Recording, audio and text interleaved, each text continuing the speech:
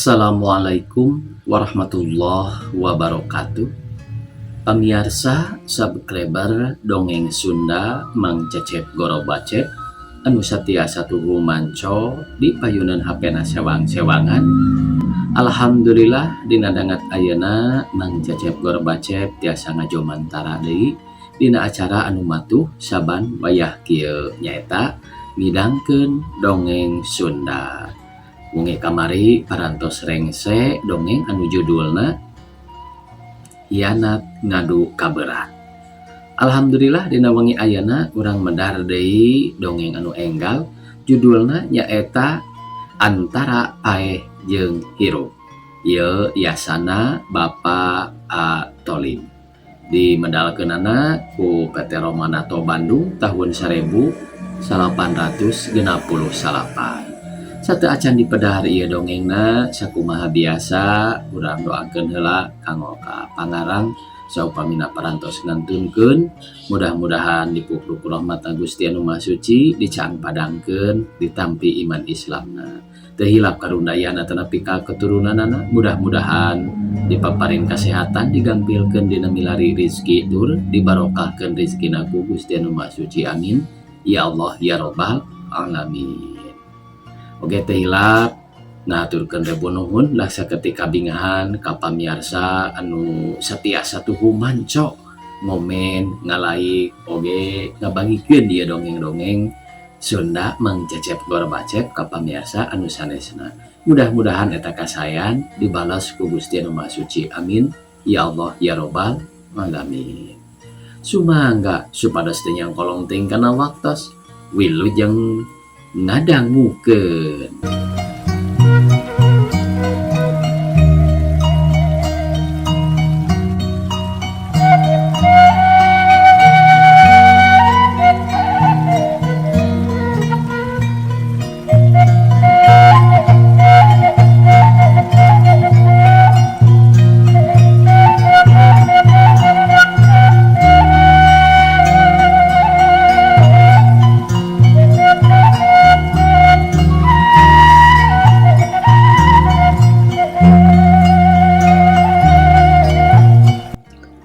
Di pasir kaliki di bumina para sidi keur diuk dina korsi bari nanggeui gado jiga anu jauh paninengan bangun anu gede pisan kabingung sari-sari aya nu di arep-arep acan jol datang da henteu waleh humandeur bari ngagerenang nyarita sorangan. Nah budak acan jol datang keneh bae arek mapagkeun teh sakieu tetangga geus barudal di lembur ngan tinggal sorangan batur mah geus aya mingguna ngarungsina. Keur kitu gulutrak panto tengah muka ibu anah istri para sidi mukakeun panto bari nyacarekan kacarogena. Baku ari geus ngahulang bari ngajentul teh lain gara mikir kamana arek ngungsi teh eueuh pisan ka hariwang geura peuting tadi mah meuni nepi ka brai beurang sora bedil geuning ting balaledug ting borobotna teh mana si nyai keur gede beuteung geus 8 bulan tanggal ayeuna mah jeung budakna teu daek repeh si Wawan cerik bae gawena teh ngan gegerowan ka bapana apa-apaan bae jeung sararieun deui ari cicing bae di dieu mah ku batur disarebut mata-mata disarangka agen nikah mangka tara pisan ditanya deui geuning bejana jol diculik dipencit bae atawa dibedil ari kanu disangka mata-mata mah. Dasanya na atuh kitu pisan eta teh ngan kumaha urang arek ngungsina dan teu boga baraya anu jauh jeung dikumaha dibawana ieu paperabotan dijual dan teu payu batur oge susaheun mawana ceuk para sidi ka pamajikanana. Keur kitu trok di luar aya nu ngetrokan panto. Para sidi ngorejat bari jung nangtung brai mukakeun panto. Hiji budak ngora nangtung bari ngasongkeun surat ku para sidi di tampanan. Surat dibuka eusina nitah indit ninggalkeun imah bareng jeung nu mawa surat nu penting mah papakean kudu dibawa harita ari paparabotan mah engke bae ditungtut. Eta surat ti anakna Herman nu keur berjuang jadi kepala pasukan ti barisan pemuda. Surat dibikin ka ibu Anah Parasidi ngojengkang ke jero imah ngakutan opat koper pakaian di kaluar-kaluarkeun. Da geus sadia ti tadina atuh ngan karijung ngadaguan nu mapagkeun. Ibu Anah oge asup ka jero imah ngabejaan minantuna Neng Tati anu keur merenan dahareun di kana rantangkeun jeung jingjingan. Hayu Tat, geus aya nu mapagkeun ayeuna mah. Urang aring dieu teh tuh di hareup aya titahan Herman. Ibu Anah ngajak minantuna bari nyokot incuna Suwandi anak Herman nu keur ngalendotan tonggong indungna. Parasidi Ibu Anah jeung minantuna sanggeus kumpul bring arindi ti imahna. Anda mangulok koper gede bari ngajingjing. Ibu Anah oge ngais koperna. Neng Tati oge ngelek buntelan ari Parasidi mah ngajingjing koper nu leutik bari ngagandong incuna. Lempangna salungkar salingkar mapai-mapai jalan anu teu aya tentara walana jeung gureka bras ka jalan kareta api mentas ka lembur Cicukang. Terus ka jalan raya ngaliwatan pertahanan pemuda tapi salamat teu aya naon-naon di jalanna. Kamana aja ngajugjug teh? Parasidi nanya ka titahan anakna. Sanggeus manehna aya di gang anu brasna ka Situ Aksan. Mangga bae abi tuturkeun Pak, da parantos aya bumi mah di Cirangrang, kengengnya yagikeun Pak Herman. Bari terus lalempang bareng jeung batur-batur nu pada ngaraleut arek ngarungsi. Kacida pisan ripuheunana Parasidi sakulawarga lempangna teh harita geus tepi ka situ saeur oge mani geus luut leet kesang bari ngahegak. Da puguh oge tara lelempangan jauh katambah nuturkeun budak ngora nu ngajajabkeun nu sakitu gancang lempangna. Wayahna bae Pak, da parantos caket anda ngalieu ka tukang bari ngomong ka Parasidi. Nyahun yen Parasidi lempangna geus ripuheun pisan. Sanajan bari ripuh teu borong nepi kanu dijugjug. Parasidi jeung kulawargana geus datang ka hiji imah di Cirangrang nu meunang nyadiakeun anakna tea. Geus reureuh mah Ibu Anah jeung anak incuna brak bae muka dahareun dalahar jeung anda sakalian. Ari geus dahar mah anda permisi ka Parasidi. Jeung janji arek ka dieu deui nungtutan arek mawaan parabot. Malah cenah Herman oge tangtu kadinya nepungan heula ka bapana. Anda henteu lila balik deui ka markas pemuda mere laporan ka Herman yen manehna geus ngajajabkeun kolotna jeung anak pamajikanana. Herman nu aya di markas bungaheun sanggeus menang laporan ti anak buahna yen kolotna geus ingkah ti Pasir Kaliki geus aya di Cirangrang. Pertempuran di Bandung beuki rame bae beurang peuting henteu aya eureuna. Di unggal sektor di saban pos pemuda di Andir, Suniraja, Gedong Dalapan. Di Cicadas rame pisan silih tembak antara walana jeung para pemuda. Korban ti ditu ti dieu geus pada loba, lolobana ti pihak walana. Geus 2 kali Herman ngalongok kolotna jeung sakalian mikeun duit ladang parabot nu masih keneh bisa dijual. Ari nu dibawa mah parabot ngan ukur kastrol bae jeung piring sabrakeun paranti dalaharna. Herman nu aya di pos Kebon Jati ngajagana di piadeg di jambatan Gedong Dalapan jongjon pisan teu hariwangeun.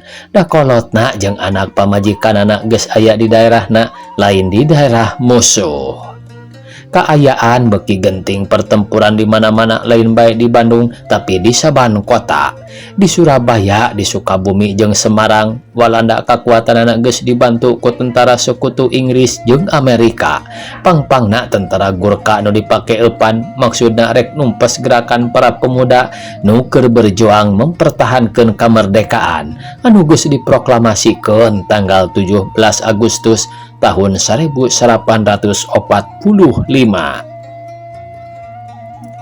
Di Bandung perlawanan ti pihak pemuda beki hebat malah ti saumumna rakyat oge nya kitu keneh pihak walanda geus diblokade dahareunana.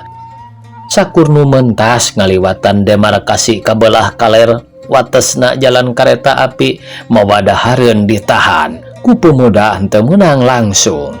Hiji-hijieun anu nyelundupkeun dahareun ka pihak musuh tangtu balitungan jeung para pemuda malah loba anu kapok. Cicadas dibom Tagalega di Canon rakyat loba nu ruksak di pasar Cicadas ditembakan ku matra liur tina kapal udara Inggris. Repeuting para pemuda ngahaja nyelundup kabelah kaler ngagurila musuh senjata loba nu beunang ti pihak musuh hariwangeun ngadasak ka tentara sekutu supaya diayakeun perundingan. Sekutu ngancam ka para pemuda supaya mundur ka kidul watesna Citarum. Rakyat arek dibom gas racun, rakyat Bandung geus ilig hatena kajeun ninggalkeun Bandung tibatan dijajah. Para pengungsi geus rabul ngalet ka belah kidul ngaliwatan Citarum. Jalan-jalan sakur rek kaliwatan ku tentara sekutu jeung Walanda geus pinuh ku rintangan-rintangan kawat cucuk jeung tangkal kai nu galede geus maralang ka tengah-tengah jalan. Bom-bom batok geus dipasang. Tentara Jepang tawanan-tawanan digunakeun ku Walanda jeung tentara sekutu meresihan jalan-jalan bari dikawal ku tank raksasa. Di Hotel Homan berang peting jadi sasaran para pemuda di barengan hujan henteu aya eureuna da puguh usum hujan. Tidago tentara Walanda jeung nikana geus nyieun malapetaka numpukeun balok-balok dihaja dipalid-palidkeun ka walungan nu berasna ka Cikapundung. Keur mah hujan henteu aya raatna katambah sakitu gedena diopanan ku tumpukan balok-balok atuh Cikapundung banjir anu rongkah pisan. Imah-imah rakyat kakeueum, rakyat ruksak loba korban deui bae, harta banda jeung jiwa jaradi parab cai. Katambah bari henteu eureun-eureun ditembakan ti loteng-loteng anu luhur. Geus tepi kana waktuna Bandung kudu dikosongkeun ku para pemudana demarkasi watesna Citarum. Peutingan Bandung ditinggalkeun ku pemuda jeung rakyatna ti sore keneh geus rame sora bedil jeung granat ting beledug ting gelegere sora bom batok jeung dinamit.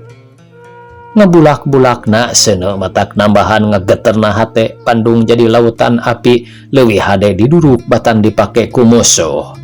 Nya kitu deui jalan-jalan nu bras ka sakiduleun Citarum geus jadi lautan manusa anu arek ngarungsi. Para sidi dibarengan ku anda titahan Suherman geus aya di Jalan Sayati. Ibu Rohanah nungtun incuna, Neng Tati bari ngelek buntelan bari ngusap-ngusap beteungna nu pibulaneunana geus 8 bulan. Incuna nu ditungtun ku Ibu Rohanah Suwandi geus mopo ceurik saja jalan da puguh oge budak karek umur 3 taun dilempangkeun sakitu jauhna. Ibu Rohanah anu ngajingjing babawaan buntelan jeung parabot riduan pisan nya kitu deui para sedina. Atuh pohara pisan susahna. Ari Neng Tati da puguh keur gede beteung baroraah ngelek budak bari ngajingjing mawa awak oge ripuheun nakar. Aya nu mantuan oge anda dari dueun manggul koper gede nakar bari ngajingjing deui arek mantuan ngagandong. Sakitu haresena malikeun panggulan tina tak-tak oge.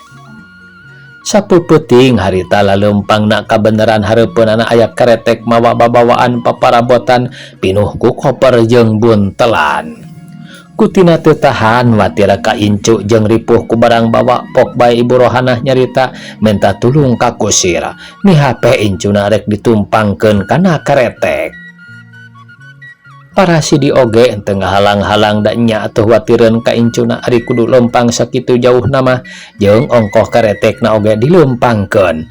Da jalana sakitu heurina ku jelema kudana ditungtun ku kusir. Celak bae Suwandi ditumpangkeun kana karetek diselegonkeun dina sela-sela buntelan budak teh ceurikna repeh seuri semunu atoheun. Para sidi jeung Ibu Rohanah jongjon daleumpangna dituturkeun ku anda nu ngebengkot babawaan ditambah ku bawana Neng Tati nu geus sakitu lungsena. Suwandi nu dinya jero karetek ngahep-hep teu kecet-kecet keur mah budak teh tunduheun sapeuting henteu sare tambah asa diayun-ayun ku ngagijlegna karetek. Atuh reup bae sare tibra pisan nyalopa di tengah-tengah buntelan. Laleumpangna henteu karasaeun geus nerepi ka warung lobak beras ka ganda soli nepi ka jalan cagak. Para sidi ngarandeg heula ngadagoan anda nu pandeuri leumpangna bareng jeung Neng Tati nu geus limpe bangun nu ripuheun pisan. Maksudna rek nanyakeun ka mana terusna ku anda dituduhkeun supaya mapai jalan nu kaki duel. Nu kabanjaran panuduhan Suherman supaya gampangen Suherman manggihan kolot. Teu ingeteun ka budak anu dina keretek Suwandi nu keur jongjon sare di ayun-ayun ku gijelegna keretek ngageleng batu laleutik. Ari keretek jongjon bae boga tujuan sorangan ngajugjug ka soreang mapai jalan cincin. Kusirna oge henteu ingeteun di PHP-an budak dina jero keretek leumpangna tungkul bari ngalamun ingeteun ka kolotna di Cicadas da anak pamajikanna mah geus aya di soreang jeung dununganana. Beki beurang jelema beki rame ku jelema anu ngarungsi lalar liwat ka ditu ka dieu, aya nu ka kidul, aya nu ka kulon, aya nu ngetan malah aya oge anu balik deui di belaan susurumputan sieun kudu ngajaraga baralik arasup ka Bandung. Para sidi jeung pamajikanana Neng Tati minantuna jeung anda nu nganterkeun geus tepi ka Banjaran ka imah meunang nyadiakeun anakna Suherman. Sadatang-datang brak bae dariuk dina golodog ngarasakeun kacape urut lempang sapeupeting jalana nu sakitu leueurna kairik ku nu lalar liwat. Jigana teh saurang oge acan aya nu ingeteun ka budak anu kabawa ku karetek waktu tadi di PHP-keun. Neng Tati mah puguh deui nu kacidaripuhna da puguh ti sore keneh oge geus pelengkang-pelengking bae ngararasakeun beteungna anu sasalingitan. Geus pibulaneunana geus nincak 8 ka 10 bulana. Ngan anda anu jag-jag teh reureuhna ngan ukur sakedeung terus ngabus-ngabuskeun parabot ka imah bareng ngamparkeun samak. Di eta imah geus nyampak aya gulungan kasur sagala di jero kamar beunang ngahaja Suherman meuli ti anu ngungsi. Waktu mimiti datang ka Banjaran nyadiakeun eta imah keur indung bapana jeung anak pamajikanana nya dibarengan ku anda harita datang ka dinya na teh. Geus reureuh kakara para sidi jeung ibu anak kajarero imah bari nungtun Neng Tati anu geus henteu bisaeun ngalengkah. Anda anu geus awaseun ka Neng Tati anu keur ngarasakeun beteung arek ngajuru tangtu butuheun ku pertulungan paraji cut bae turun rek minta tulung ka urang dinya supaya dipangneangankeun paraji. Kabeneran teu jauh dan teu lila anu dipentaan tulung geus datang bareng jeung emak paraji. Paraji tarampil pisan sanggeus aya di kamar Neng Tati dipariksa. Ibu anah mah samar polah gugup pisan jigana teh gawena ngan ukur cuk cerak bae bari luhlah nyebakan bobokong sorangan jigana nu ngarasakeun soranganana bae anu arek ngajuru teh. Ngan hadena anu boga eta imah hideng hiji randa tengah tuwuh terus pakpikpek ka dapur nyayagikeun dahareun jeung mangnaheurkeun cai.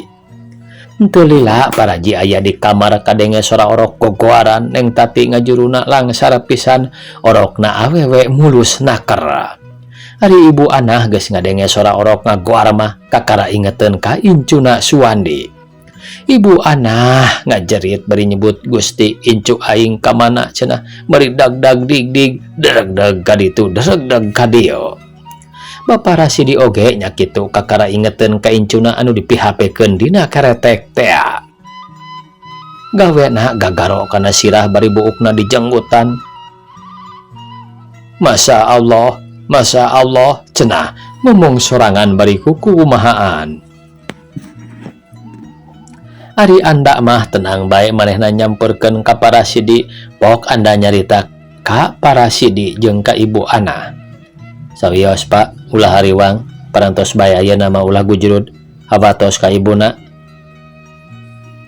Keun bae ku abdi urang pilari da moal tebih keretek nu tadi teh keretek ti soreang rupina mah. Ngan upami ibuna naroskeun mah dibantun bae kitu ku abdi dipiwarang kuramana ku Pak Suherman dicanda ka eyangna diwiatkeun ka Majalaya engke oge tangtos kasamper. Anda ngahaja ngagedean hatena Parasidi manehna nyahoon ibuna Neng Tati teh urang Majalaya nyaeta mitohana Suherman teh.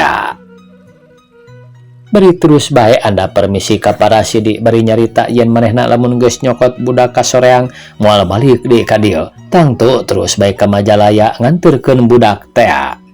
Tapi ari dina hatena mah manehna oge bingungan kamana kudu nyusulna dan teu nyahoan karetek-karetekna acan, lempangna oge manehna mah pangpandeurina peuting teh. Para sidi jeung ibu Ana teteg deui hatena geus disanggupan ku anda kitu mah, hatena regreg percaya yen budak baris panggih deui. Para sidi ngomat-ngomatan ka pamajikanana supaya engke kaminantuna upamana nyakeun budak bebejana nurutkeun sacaritaan anda bae supaya ulah rentag pikiranana. Sanggeusna anda dibere dahar mah terus bae balik di kamar kasna nu harita nurutkeun perjanjian pamimpinna nu ayana teh di Cilampeni. Di Cilampeni sakiduleun sasak pemuda keur ngajaga di posna, rada beh kidulna aya palataran ka tembong hiji pemuda keur ngalatih batur-baturna nu poe eta henteu kagiliran jaraga. Kadenge keur mere aba-aba tanda parentah siap, breng anak buahna ngajajar ngatur barisan. Parentah saterusna rencang kanan cenah disambung berhitung nepi ka parentah maju jalan. Barisan maju nuju kana tempat latihan. Ieu pemuda nu arek ngalatih teh Suherman, manehna tadi nama gawena di LA, mun ayeuna mah Awri. Manehna geus menang latihan Jepang jadi seinen dan samemehna zaman Jepang waktu ku Walanda jadi Star Wars. Lamun ayeuna mah sukarelawan Handra atawa Hansip meureun digunakeun jadi penjaga kota.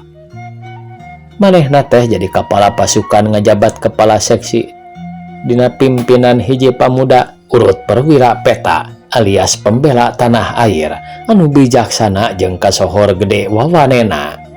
Ti mimiti prung revolusi nepi ka harita geus loba pisan meunangna senjata malah kaitung panglengkapna di antara barisan-barisan pemuda harita teh. Bubuhan pemuda-pemudana ti Bandung Utara galede wawanena warani pisan di mana rek nyergap gurka nyergap nika teh jabah senjata ti tentara Inggris bangsa India anu ngahajat nyumbang setia kawan ka bangsa Indonesia anu keur berjuang ngabela kamerdekaan. Suherman sabatur-baturna anu keur latihan katentaraan, latihan nembak peperangan jeung baris berbaris sakumaha tugas ti pamimpinna. Tapi sanajan maranehna latihan tentara oge ari pakean mah model rakyat bae campur aduk gado-gado pendek nama. Aya nu make pakaian tentara Jepang, aya nu make pakaian Walanda, aya nu make baju Australia, aya nu make pakaian biasa bae make krepus.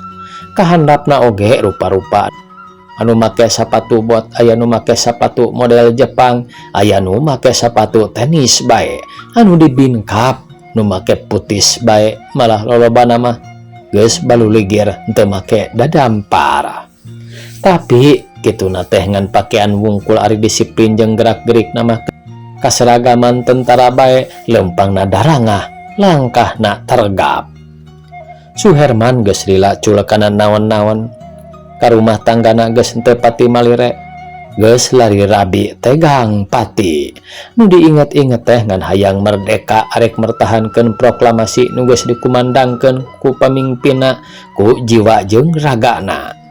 Kungsi manehna sakalian bari narima tugas ti pamimpin keur kepentingan pasukan kabanjaran nya manehna harita bareng jeung anda kepala reguna nyadiakeun imah keur kolotna upama ngungsi nya ka anda harita menta tulungna teh mangmerenahkeun kolotna jeung anak pamajikanana oge. Pas sore anda karek datang ka markas pemuda terus neangan Suherman ka asrama tempatna ngantor Suherman. Anda geus diuk pahareup-hareup jeung Suherman rek ngebejakeun kaayaan kolotna jeung pamajikanana katut anakna. Anda mah henteu jiga anak buahna anu sejen nyebutna ka Suherman teh bapa tapi ngabasakeunana teh maman bae. Eta dua budak ngora teh sobat ti leuletik batur ulin ti bubudak. Lemburna pada di pasir kaliki ari maman mah sakolana lulusan ti ambah sakola teknik mun ayeuna mah anak para sidi pagawe PNK ayeuna mah geus pangsiun ti masinis. Hari anda sakola nangan ukur di SD di sekolah Cicendo kolotna digawe di pabrikina bagian kana kayu. Harita kolotna geus henteu araya di kieuna nya di maman matuhna. Digawena oge anda teh dijajakeun ku Suherman di LA zaman Walanda nepi ka zaman Jepang kana ngabantu di bagian teknik. Suherman ngamimitian nanya ka anda, kumaha anda beres? Geus aya di Banjaran sarerea? Geus aya di Banjaran. Anda ngahulang sakedapan. Nah leuwih hade dibejakeun atawa entong kaayaan anak Suherman nu eueuh milu jeung batur. Anda mandeg mayong pikiranana. Dina pikiran anda moal waka dibejakeun ka Suherman saheulaanan mah engke bae di mana geus rada lila bisi kumaha onam kana hatena Suherman. Pok bae manehna malik nanya ka Herman, kumaha man eueuh kajadian naon-naon di dieu? Aya mangkukna si Aming gugur katembak budak di seksi 3 tea gening, ceuk Herman. Jeung nu ngungsi katinggang ku peluru mortir maot pisan harita keneh. Watirnya kumaha moal kulawargana? Ente jadi soal usumna ayeuna mah moal tepi cita-cita teh atuh lamun henteu make korban mah, ceuk Herman nyaritana tegas nakar. Kitu sote lamun kabatur ari kasorangan mah bawa moal aya basa eta teh anda asa manggih jalan hayang nyaho kaayaan hatena Suherman. Sarua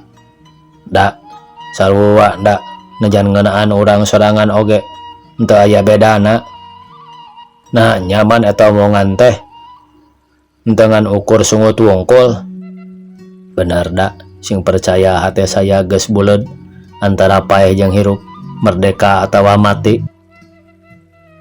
Anda geus nyahoan ari sanyanya mah kana ketenangan jeung kawani serta kaluasan hate sobatna, tapi manehna masih keneh asa-asa. Pok bae anda nyaritakeun lalakonna nganterkeun kulawarga Suherman ti mimiti indit ti Pasir Kaliki nepi ka Budak Leungit jeung pamajikanana ngajuru. Rada ngahulang sakedeung Suherman teh ari meunang beja kitu mah. Kumaha indungna? Nda geus nyahoeun? Suherman nanya ka anda sanggeus ngahulang. Darak-dak ku anda dicaritakeun kasanggupan manehna ka para sidi arek nyusul jeung arek nganterkeun ka Herman lamun panggih sarta terus dikamajalayakeun eta budak teh rek di PHP-keun ka akina. Ieu teh maksudna henteu aya lian ngan ngagedean hate Ibu Rohanah jeung para sidi supaya engke di mana indungna nanyakeun ulah nepi ka jadi penyakit ku tina rewas leungiteun budak. Keur kitu dor dereded surah bedil jeung mitraliur ti beulah kaler cilegur surah mortir. Suherman jeung anda siap ngatur barisan ngobrolna katunda ngan semet dinya. Urang kocapkeun ayeuna pamiarsa di Cibayonna hareupeun hiji gedong sapotong hiji kerete keur eureun pinuh ku babawaan. Ti jero imah norojol anu mapagkeun hiji istri geulis nakar kira-kira umur 23 tahun bari ngagero. Eleuh geuning Mang Uju datang bi imik Mang Uju datang. Kitu eta istri teh nyebutna ka kusir keretek jeung nyebut bi imik ka pamajikan kusir. Ieu kusir teh bujangna ti keur zaman budak asal wilayat Ibu Ramana. Bi imik ti dapur norojol nyamperkeun dununganana nu aya di pakarangan imahna keur nangtung deukeut keretek. Harita rebon keneh masih carang cangtihang acan biji lepanon poe. Bi imik muru ngadeukeutan keretek bari tumpat tempo nempuan parabot jeung gembolan nu aya dina keretek da puguh meuni pinuh eusina teh. Dina tihang tenda rimbil ditali-talikeun aya ember buntelan angel jeung rupa-rupa betrak-betruk parabot imah. Manehna nurun-nurunkeun barang anu laleutik ari salakina mah ka tukang neangan parab kuda.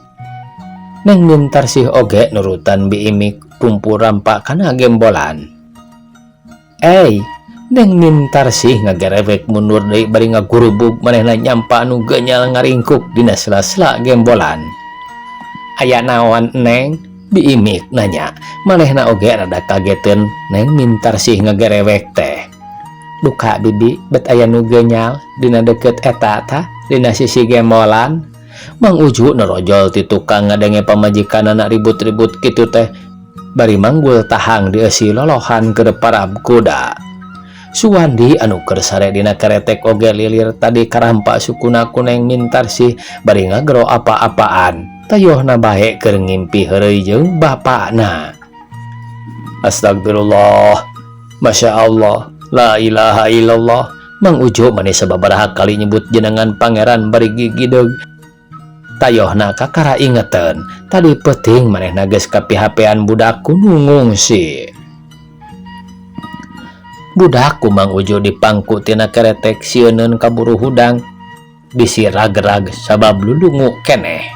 Suwandi oge hudang dipangku teh terus ngarangkul ke Mang Uju nangkod kana tak-takna rasana mah disambat ku bapana meureun da can sidih kanu mangkuna. Maklum rada poe keneh ku ibun harita teh. Ari Biimik jeung Neng Mintar sih mah arolohok bae ningal Mang Uju mangku budak teh mun teu Mang Uju nyarita kieu mah. Mik, ieu tampanan budak pangku heula parabotna urang turunkeun. Engke urang caritakeun lalakonna. Biimik nampanan budak Mang Uju nurunkeun barang sanggeusna keretekna diganjel ku antal. Ngarah teu berateun kana kuda nu keur nyatuan. Neng Mintar sih mah gawena dangdak dengdek bae nyidikeun budak nu keur dipangku ku bujangna. Waktosna ka bujang sae pamiarsa sakitu anu tiasa kapihatur. Wassalamualaikum warahmatullahi wabarakatuh.